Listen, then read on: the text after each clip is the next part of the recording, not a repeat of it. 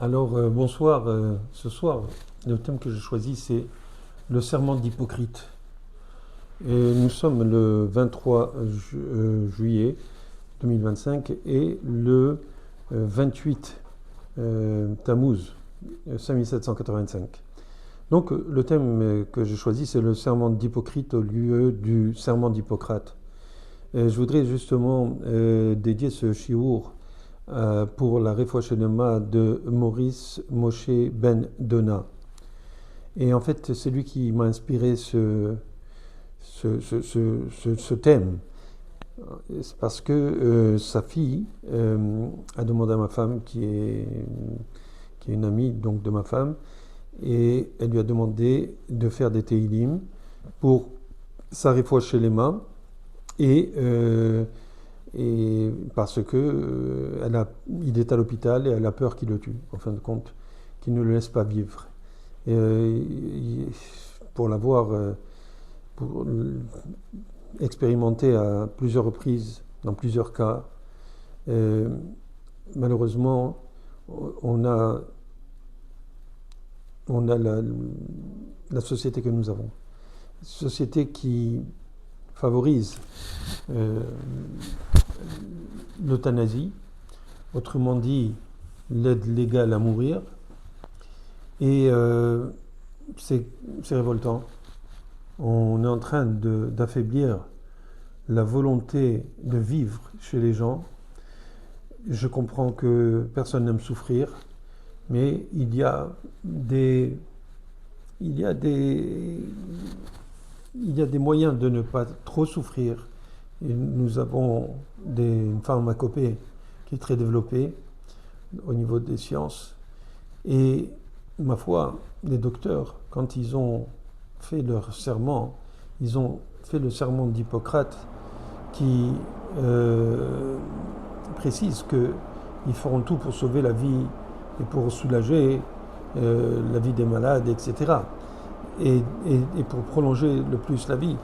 Peut-être que je me trompe, je ne suis pas docteur, mais c'est ce que j'ai compris, que le serment d'Hippocrate contenait comme, entre autres, bien sûr, comme engagement de la part des docteurs face à la société, face à l'humanité. Et malheureusement, pour des raisons pécuniaires, économiques, la société a perdu l'empathie. Les gens n'ont plus d'empathie. Ils traitent les malades comme des malades, comme des numéros, pratiquement. Ils ne se mettent pas très souvent. Je ne dis pas que tous les docteurs sont comme ça, loin de là. Mais à force de voir des malades, à force de voir des morts, à force de voir un tas de choses, ils deviennent insensibles. Et on les comprend parce que s'ils devaient rester sensibles, ils ne pourraient pas traiter les malades de façon responsable, parce qu'ils mettraient leurs sentiments.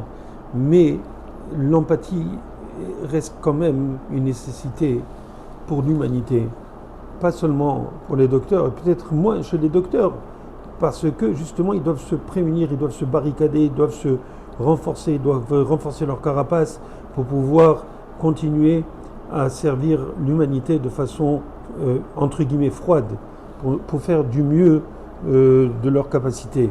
Mais ils ne doivent pas oublier qu'eux-mêmes ce sont des êtres humains, que peut-être eux-mêmes ils vont arriver à des situations où ils devront dépendre d'autres infirmières et docteurs et praticiens qui pourront vouloir, pour des raisons budgétaires, mettre fin à leur vie.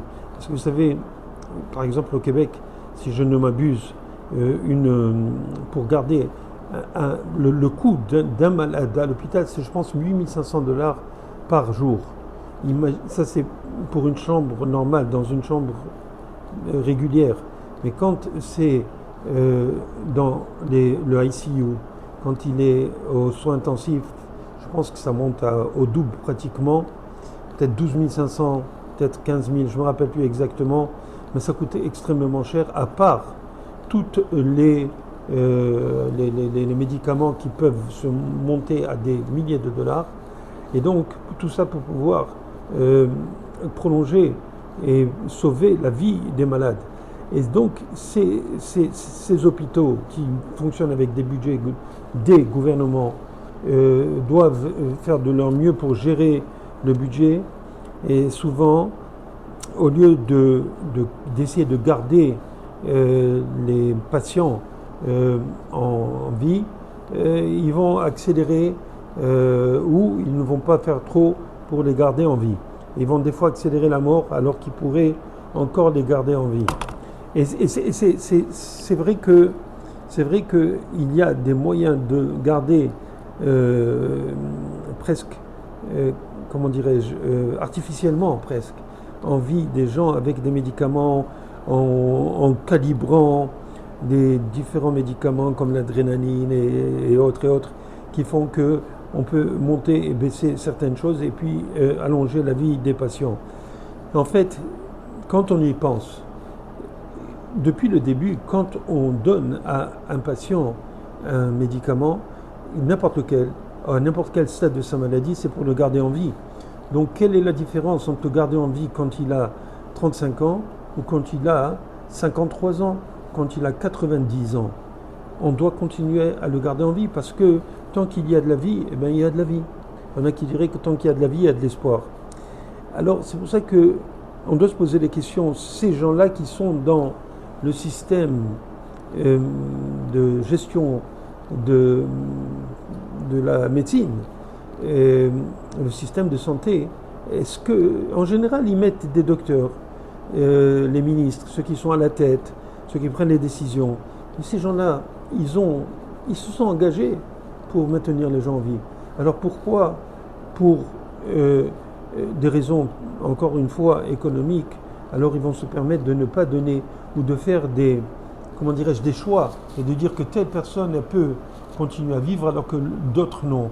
Alors, vous savez, c'est ce qu'on appelle dans les hôpitaux des comités d'éthique. Et ces comités d'éthique doivent décider souvent des priorités. Peut-être qu'ils doivent décider de celui qui a le plus de chances de vivre. Mais je crois que ils n'ont pas très bien compris. Ils n'ont pas compris que quand il y a quelqu'un qui vit, tant qu'il a de la vie, on ne peut pas décider qu'il va mourir. On ne peut pas décider qu'on doit donner plus de chance à l'un qu'à l'autre. Et enfin, de mon point de vue, c'est vrai que ça ferait beaucoup de mal, ça ferait beaucoup de peine de voir un enfant mourir, alors qu'il y a quelqu'un qui a vécu 90 ans, pourquoi on lui donnerait la possibilité de vivre à lui, alors que l'enfant, si on n'a pas l'argent ou si on n'a pas les budgets qu'il faut, alors il mourrait à sa place. Alors c'est sûr que je n'aurais pas aimé être à leur place de ces gens qui décident, mais réfléchissons. Quand on comprend que quelqu'un a une neshama, il a une âme, c'est cette âme-là qui le fait vivre. Dans la Torah, dans le judaïsme, tant que quelqu'un a une neshama, alors il a une neshima, ou le contraire, quand il a une respiration, donc la neshima, ça veut dire qu'il a sa neshama, il a encore son âme. Or, on sait que quelqu'un même à la veille de sa mort, il peut faire teshuva. Quelle veille? Avant de mourir, il peut faire teshuva. Et il peut se racheter tous les torts qu'il a fait durant toute sa vie en une seconde. Pourquoi on insiste pour que quelqu'un fasse le schéma avant de mourir? Pourquoi? Parce que en faisant le schéma, il est en train de proclamer l'unicité de Akadosh Baruch Hu, du Créateur. Dieu est un. Dieu est un. Qu'est-ce que ça veut dire que Dieu est un? Quand on dit schéma Israël, et on doit avoir les bonnes intentions, je vais vous l'expliquer. Mais quand on dit qu'il est Ehad, qu'il est un, quand on dit qu'il est un, ça veut dire quoi? Ça veut dire qu'on est en train de dire que ce Dieu-là, qui est le Dieu créateur, qui est éternel et qui a tous les pouvoirs, eh bien, il est capable de faire ce qu'il veut, bien sûr, dans tout le monde, et que en fait il contient toutes les âmes de l'humanité sont contenues dans Akadosh Baruch Hu. Toutes, pas seulement les âmes, pas les mondes spirituels, mais même tous les mondes matériels qui nous entourent. Et combien il y a 400 000 milliards attendez, je vais vous dire exactement là, je l'ai noté. Dans le cosmos, j'ai noté voilà. Alors, alors ça c'est milliards, donc il y a exactement, il y a 4 millions, attendez une seconde, 1, 2, 3, 1, 2, 3, donc on a 1, 2, 3, alors 400 000, exact, 400 000 milliards d'étoiles dans le cosmos. Bon, c'est sûr que c'est pas un chiffre qui est fixe, parce que il y a des étoiles qui naissent constamment, il y en a qui meurent, il y en a qui se transforment et qui sont aspirées par des trous noirs, etc., etc. Donc il y a ce qu'on voit avec nos télescopes, c'est de l'à peu près. Mais pour vous dire, tout cela, et dans ce cosmos, il y a effectivement, bien sûr, la Terre, et dans la Terre, il y a nous. Et nous avons les neshamot, nous avons les âmes. Et même les âmes des animaux. Il y a des âmes animales dans les animaux aussi. Et nous, on a la neshama qui est une parcelle divine. Et tout cela provient de Akadosh Baruch Hu parce que le monde physique et le monde matériel est inclus dans Akadosh Baruch Hu. Tout est dans Akadosh Baruch Hu. Tout fait partie. Et quand on dit Shema Israël, Hashem Elokeinu Hashem Echad, que Dieu est un, on est en train de proclamer tout ce que je viens de dire, d'accord, et que tout est en fait Dieu. Et que nous sommes bien sûr dépendants de Dieu, mais nous faisons partie de lui. Et donc, quand quelqu'un, avant de mourir, il dit ça, alors en fait, on lui donne la dernière chance. Quand il a la chance de dire le schéma, on lui donne la chance de dire, de proclamer cela, et donc de faire teshuva puisqu'il le proclame. On ne va pas lui demander d'aller mettre les téphilines tout de suite, il est en train de rendre l'âme. D'accord ? Et alors, qu'est-ce qu'il fait ? Au moins, il fait le schéma, et peut-être que Dieu va accepter cette teshuva. S'il le fait de façon très sincère, non seulement, vous savez que quelqu'un qui regrette, c'est écrit dans la Gemara, il me semble, Kiddushin, que quand quelqu'un fait avant sa mort, il regrette toutes les avérotes, tous les péchés qu'il a fait durant toute sa vie, d'accord ? Eh bien, on lui efface, vous comprenez ? On lui efface tous ses péchés.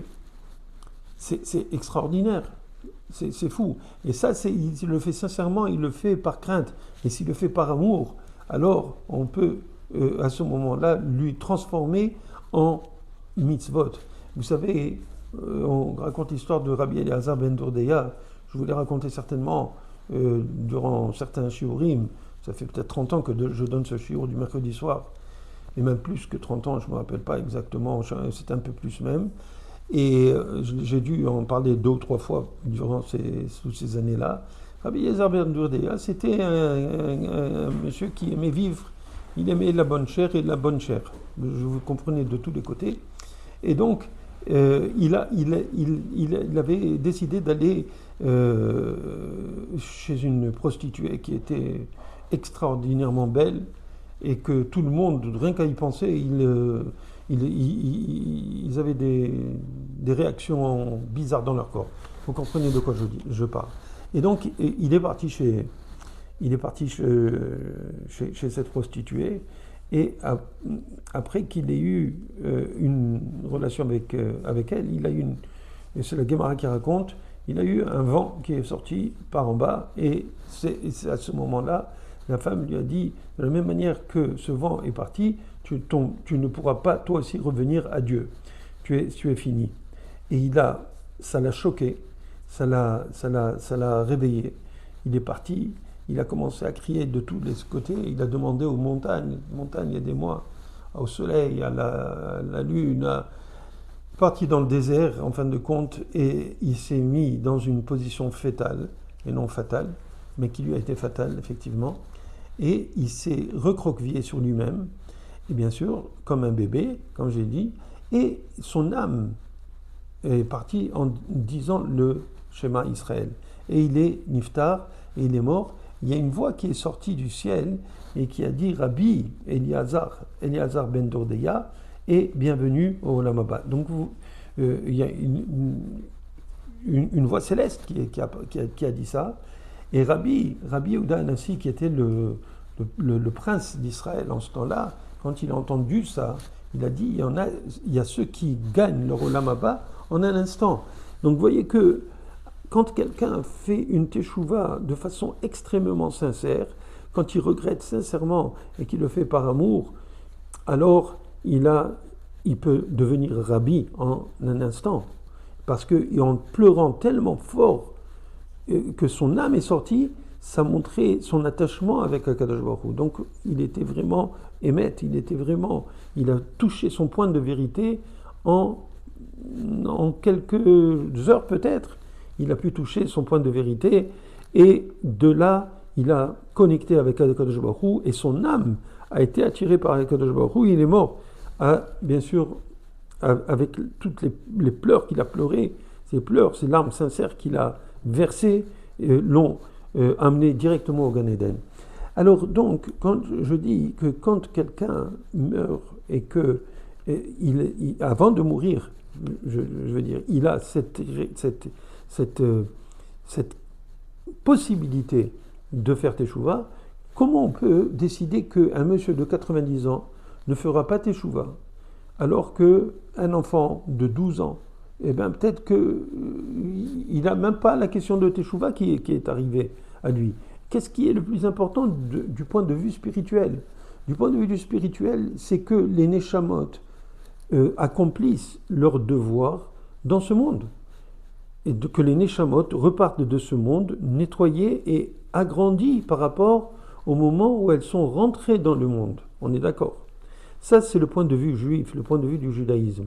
Bien sûr que si on prend le point de vue physique, matériel, matérialiste des êtres humains et de la société, on va dire, écoutez, un enfant, il n'a pas eu encore l'occasion de profiter de la vie. Je dis bien de profiter parce que les gens croient qu'ils doivent profiter de la vie, que l'objectif est de profiter. Ils n'ont pas compris. Et c'est là toute la différence. C'est le profiter de la vie. C'est pas manger de la crème glacée ou au bord d'une piscine ou sur un matelas gonflable dans la piscine avec un pina colada avec un petit parapluie qui est planté dans je sais pas quoi, d'accord, et avec de la musique douce et des demoiselles qui tournent autour. Non, c'est pas ça profiter. Profiter de la vie, c'est le côté trivial, simple, matériel. Et quand on veut profiter de la vie, c'est que on doit maximiser notre utilité dans ce monde. D'accord? On doit se ressortir avec un compte bancaire spirituel beaucoup plus grand que celui avec lequel on est rentré dans le monde. Parce que c'est bien dit dans le Pirkei Avot que personne ne part de ce monde en emportant avec lui ni son argent, ni quoi que ce soit. Personne n'amène quoi que ce soit avec lui de l'autre côté. La seule chose qu'il amène, qu'il emporte avec lui, ce sont les actes qu'il a faits, les actes qui l'ont grandi dans ce monde. Et donc, de profiter, le vrai profit, c'est quand on profite de chaque instant de la vie pour faire des mitzvot, pour accomplir la volonté divine.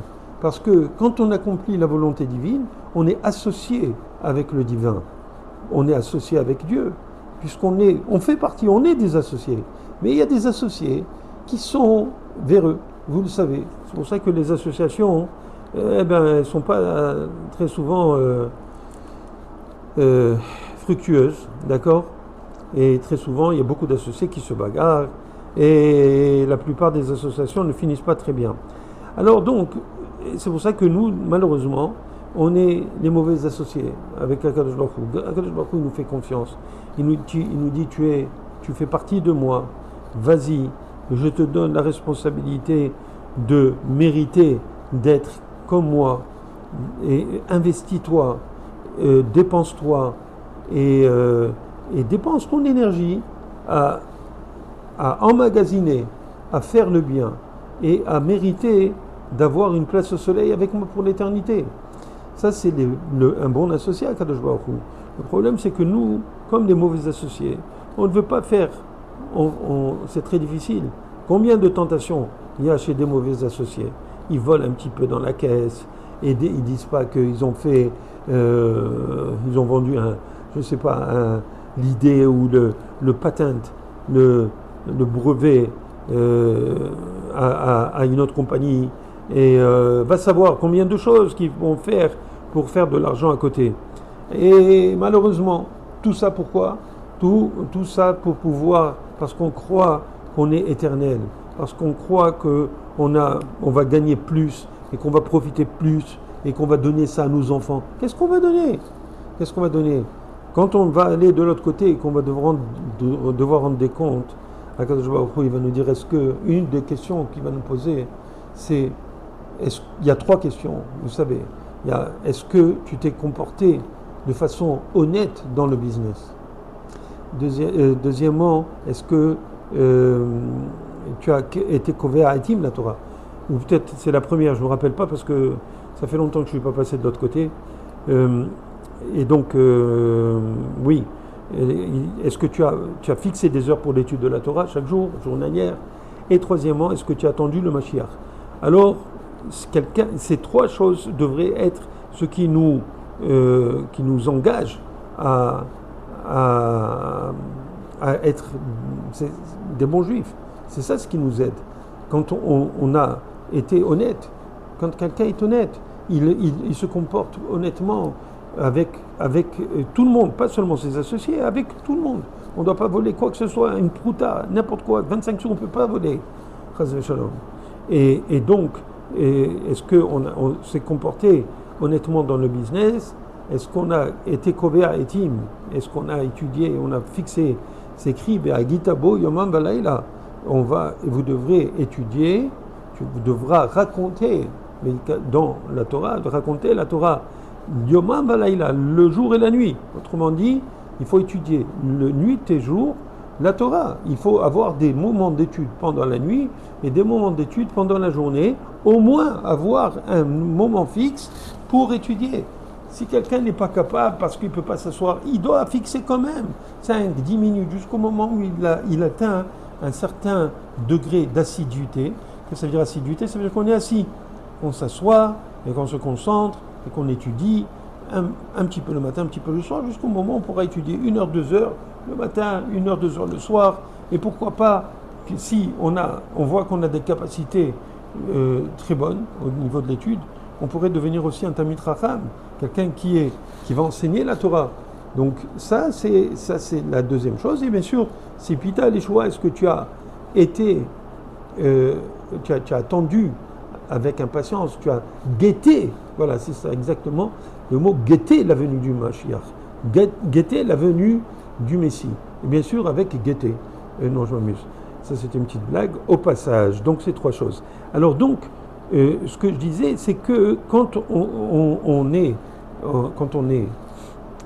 dans ce monde, on doit être honnête avec Akadosh Baruch Hu, on doit se comporter comme un associé dévoué, d'accord, avec Akadosh Baruch Hu. Et à partir du moment où on comprend que en fait on fait partie de Dieu, alors on doit avoir la certitude et la conviction que cette unité ou cette union que nous avons avec Akadosh Baruch Hu est une union qui est à jamais. Et vous savez vous savez, dans un couple, c'est une union entre Dieu et nous. On est comme un couple, chacun, on est marié à Dieu d'une certaine manière. Bien, en fait, ce qui est le plus dangereux dans l'union d'un couple, ce qui peut menacer l'union, c'est quoi? C'est la gava. La gava, c'est l'orgueil. Si vous remarquez, toutes les histoires, elles tournent autour de l'orgueil. Quand les histoires, je parle des gens, des mariés, Ça tourne autour de l'orgueil. Il y a des histoires, et parce que chacun veut imposer sa façon d'être, sa façon de voir, ne supporte pas que l'autre puisse exister mieux que lui ou plus que lui. Alors qu'en fin de compte, quand on laisse de l'espace à l'autre, alors on a la possibilité réellement de communier avec l'autre. Parce qu'on a compris qu'en se faisant, nous, toute la place à nous-mêmes, on était en train de vivre encore célibataire. Autrement dit, on est en train de vivre pour nous et pas avec l'autre. Et c'est toute l'histoire du monde et du couple. Vous savez qu'on est considéré, le peuple juif, comme la fiancée, comme la femme de Akadosh Baruch Hu. Quand il dit Ahoti dans le Shir HaShirim, qui est le Cantique des Cantiques de Shlomo Améler, du roi Salomon, où il dit Ahoti Rayati Yonati Tamati. Et quand il dit dans le Shir HaShirim Ahoti Rayati, ma sœur, ma femme, Yonati Tamati, Yonati, ma colombe. Alors, il fait référence à quoi, Shlomo Améler? Il fait référence à Akadosh Baruch Hu qui parle à sa bien-aimée, qui est le Ham Israël. Chouvi, Chouvi, à Shulamite, reviens, la Shulamite. La Shulamite, c'est le peuple d'Israël. Tout ça, c'est dans le Cantique des Cantiques. C'est une histoire d'amour entre Dieu et le peuple juif. Et donc, quelqu'un qui vient et qui veut prendre par Ga'ava, parce qu'il croit qu'il va gagner de l'argent, parce qu'il croit qu'il a... Que tout l'intérêt, c'est de profiter de la vie et de profiter de l'argent. Et que pour faire quoi avec cet argent? Pour dire qu'il a de l'argent? Pour dire qu'il a du pouvoir? Et à quoi ça sert d'avoir le pouvoir? Si ce n'est que d'assouvir ce besoin de Ga'ava, ce besoin d'orgueil. C'est pas d'averter l'orgueil, c'est plus. L'orgueil, c'est vouloir prendre la place de Dieu, vous comprenez? Regardez, ceux qui ont le plus d'argent, quand ils ont des milliards, ils se prennent, s'ils se prennent pas trop la tête, ok, alors ils sont comme Steve Jobs. Steve Jobs, sur son lit d'hôpital, à son lit de mort, comment il disait? Il disait qu'il écoutait les machines, et là il comprenait que la vie, l'important dans la vie, ce n'était pas l'argent, c'était ce qu'on faisait avec sa vie, avec ses instants de vie, comment on pouvait aimer, qu'on pouvait donner. Et c'est pour ça que je reviens un petit peu à ce principe d'empathie. Le problème qu'il y a chez les docteurs et chez tout le monde dans la société, c'est que on n'a pas réellement assez d'empathie pour les autres. C'est un problème. Vous savez on dit Vavta l'iracha kamocha, Zeklal Gadol Batora, ce qu'il avait dit Rabbi Akiva, que il faut aimer son prochain comme soi-même, et c'est un grand principe, un grand dans la Torah. Et donc, c'est sûr que aimer son prochain comme soi-même, on pourrait faire un shiur juste sur ça, mais globalement, c'est de ne pas faire mal à son prochain, de ne pas lui faire ce qu'on n'aurait pas voulu qu'on nous fasse à nous, d'accord? Et à travers cela, c'est certain qu'il y a cette dimension d'empathie. C'est que quand on sait qu'on ne veut pas faire de mal à l'autre, comme si c'était nous-mêmes, d'accord? Par exemple, si on fait, supposons que on a envie, pour une raison ou une autre, on est énervé, on crie sur quelqu'un, d'accord? On s'énerve, on fait du mal à quelqu'un d'autre par des paroles blessantes ou quoi que ce soit. Qu'est-ce qui se passe? Il se passe que on l'aime pas à ce moment-là. Et alors, la Torah nous dit attention, tu dois aimer ton prochain comme toi-même, tu dois te mettre à sa place. Est-ce que tu aurais voulu que quelqu'un te parle de cette manière? Donc quelqu'un qui essaye d'appliquer ça, il va faire attention à sa façon de parler aux autres, il va considérer les autres. Et pas juste les considérer, leur donner une place, mais il doit avoir aussi plus que ça. Il doit avoir cette empathie. Ça veut dire que faire un peu plus, pas seulement ne pas lui faire du mal, mais avoir cet intérêt à se mettre à sa place, mais plus, comme je dis, ça veut dire ressentir le mal qu'aurait l'autre personne. Et à partir du moment où on comprend qu'on ne voudrait pas que l'autre ressente du mal, alors on a, entre guillemets, un peu de peine, on aurait de la peine s'il sentait du mal. Donc cette peine, entre guillemets, c'est ce qu'on appelle cette empathie. Ça veut dire que quand on voit que quelqu'un souffre, c'est vrai qu'on a un sentiment de pitié, etc. Mais ça doit aller un peu plus que la pitié. Ça doit être un peu plus, ça veut dire que c'est presque de l'amitié. Vous comprenez? C'est un stage, c'est un stade où on pourrait le placer entre le fait de ne pas faire de mal à l'autre et en même temps le fait d'être un ami avec l'autre. On dit les re'acha, c'est ton prochain. D'accord? Et avta les re'acha, ton prochain. Mais il faut comprendre que il faut aller ve'avta, donne à l'autre. Parce qu'à partir du moment où ve'avta, tu vas lui donner, parce qu'en lui donnant, tu te rapproches de lui. En lui donnant, tu commences à ressentir de cette empathie, d'accord, qui est petit à petit, tu vas l'aimer. De la même manière que dans un couple, quand un homme et une femme vivent ensemble et qu'ils se tapent dessus souvent, c'est difficile de rester marié, c'est sûr, mais à partir du moment où on apprend à donner, c'est en araméen ça veut dire donner, quelqu'un qui donne à l'autre, eh ben, il commence à l'aimer.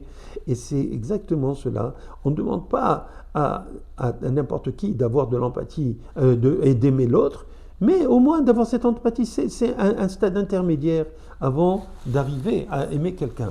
Donc si le système de santé avait un peu d'empathie pour les malades. Et s'ils comprenaient que l'âme, qu'elle soit de quelqu'un qui a 92 ans ou d'un enfant qui a 12 ans, c'est toujours la même âme. Et peut-être plus. Je donnerai plus de temps, plus de... Comment dirais-je, non, je vais un peu trop loin. Mais peut-être que la personne de 92 ans, elle a besoin encore d'un peu de temps pour faire teshuva, pour comprendre qu'est-ce qu'elle faisait dans ce monde. De la même manière que Steve Jobs, il a regardez, vous pouvez aller chercher sur Google, Steve Jobs, lit de mort, et vous allez voir qu'est-ce qu'il a dit. Et vous allez voir, il y a des articles sur ça. Et cela, je peux vous dire que à ce moment-là, quelqu'un qui est avant sa mort, on doit lui donner toute la possibilité de le garder en vie pour qu'il puisse réaliser, d'accord, pour qu'il puisse réaliser cette union avec Akadosh Baruch Hu avant de mourir, de lui donner. Combien on a vu de gens qui étaient à l'article de la mort et qui sont revenus, qui ont été ressuscités. Il y en a qui sont partis, qui sont revenus. Des gens qui étaient vieux aussi, d'accord. Donc qui sommes-nous pour pouvoir décider que tel ou tel devrait vivre? On n'est pas. Akadosh Baruch Hu, il nous a donné la possibilité de guérir les malades. Oui, Akadosh Baruch Hu nous a donné, c'est écrit Verapo Yerapé. Donc le refait, comment dirais-je, le médecin pourra guérir le malade. C'est une permission qu'Akadosh Baruch Hu il a donnée, mais il faut le faire. On ne peut pas faire les hypocrites. On doit suivre le serment d'Hippocrate. Au moins, vous savez que le Rambam aussi, il a son ossar, c'est-à-dire sa version concernant ce qu'un docteur doit faire. Ce serait intéressant que vous alliez le lire pour voir à quel point c'est important de suivre la Torah. Vous savez, il y a des lois. Je vais vous dire, moi j'étais chez un des grands rabbins de notre génération qui a écrit un livre sur la réfoua, sur les guérisons et sur la médecine et la halakha. Et on lui avait posé une question pour une femme qui était intubée. Et est-ce que les docteurs disaient qu'il fallait lui faire une trachéotomie? Alors il y avait parmi nous, dont moi-même, qui disaient qu'on doit faire la trachéotomie puisque les docteurs sont tous d'accord et qu'il faut faire ça pour pouvoir lui donner la possibilité de vivre. Une autre personne, elle a dit, moi je ne sais pas. Une autre personne dit, non, on ne fait pas. On ne sait pas comment elle va réagir. Quand elle va se lever, elle va voir qu'elle a un trou dans le... En tout cas, chacun c'était avec son opinion. Ce rabbin, il a dit, écoutez, quand d'abord, chaque seconde de neshima, de respiration d'un juif protège, je dis bien, des attentats des terroristes. 2 secondes de respiration d'un juif protège des attentats des terroristes contre le peuple d'Israël. Est-ce que vous comprenez ça? Non, vous ne comprenez pas ça. Ça, c'est un. C'est la Torah qui parle, c'est pas moi, c'est un gadol, c'est un grand, grand rave qui connaît toute la Torah et qui sait. Deuxième chose, il a dit, quand on a une. Quand quelqu'un, nous, il a par exemple, il s'est fait, c'est écrit dans la Gemara, je suppose, il nous avait dit, dans la halakha, que si quelqu'un, il s'était fait mordre par un serpent, et que le venin était en train de monter dans le corps, et que la jambe est tournée de couleur, etc., eh bien, il fallait lui couper la jambe, même à vif, d'accord? Même à vif, pour qu'il puisse continuer à vivre. Vous imaginez un petit peu? Ça veut dire que la vie est sainte. La vie est sainte. On ne peut pas s'amuser avec ça. On ne peut pas faire les hypocrites, mes chers amis. Quand on s'engage à laisser les personnes en vie, on doit tout faire pour les garder en vie. Malheureusement, nous sommes dans une société où les gens ne veulent pas souffrir. Ils ne comprennent pas quel est l'intérêt de vivre. Parce qu'ils n'ont pas d'intérêt. Ils ne comprennent pas qu'est-ce que c'est profiter. Ils ne comprennent pas que profiter, c'est profiter de chaque instant pour pouvoir se connecter avec Akadosh Baruch Hu. Ils ne comprennent pas. Je parle des patients eux-mêmes qui demandent à mourir. Pourquoi? Parce qu'ils ne veulent pas souffrir.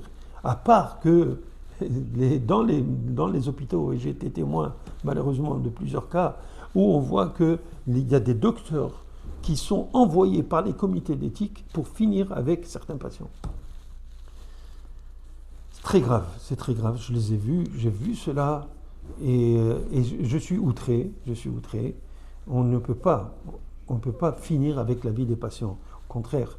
Et cette jeune dame qui a dit, je ne bougerai pas, qu'elle n'allait pas bouger de l'hôpital parce qu'elle avait peur qu'on tue son père.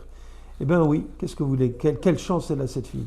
Quelle chance elle a cette fille de s'occuper de son père comme ça et de faire en sorte qu'il puisse continuer à vivre. Et puis, il faut faire attention, parce qu'ils font des magouilles, ils s'organisent pour liquider les gens. Et de plus en plus, dans certains hôpitaux, ce n'est pas tous les hôpitaux qui ont les mêmes comités d'éthique. Ces comités d'éthique, comment dirais-je, sont dirigés un petit peu par les budgets de chaque hôpital et par les administrateurs. Il faut faire très attention. Il faut choisir les hôpitaux où on va. Il faut réfléchir. Il faut bien réfléchir. On sait qu'on envoie ses proches. Il y a des hôpitaux qui sont plus humains que d'autres.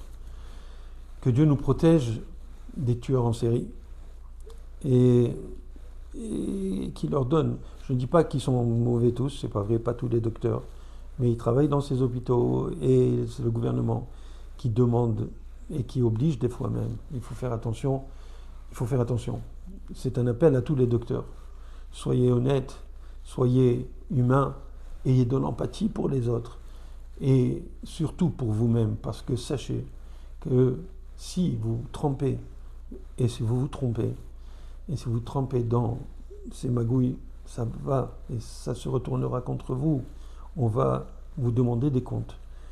Et nous devons faire en sorte de donner tous nos efforts pour les protéger, les nôtres, et protéger le maximum de malades pour qu'ils puissent vivre le plus longtemps possible.